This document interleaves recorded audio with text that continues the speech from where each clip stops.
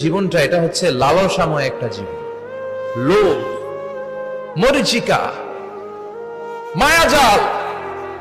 এই মায়াজালে আমরা আটকে আছি, ফলে মৃত্যুর কথা আমরা ভুলে গিয়েছি।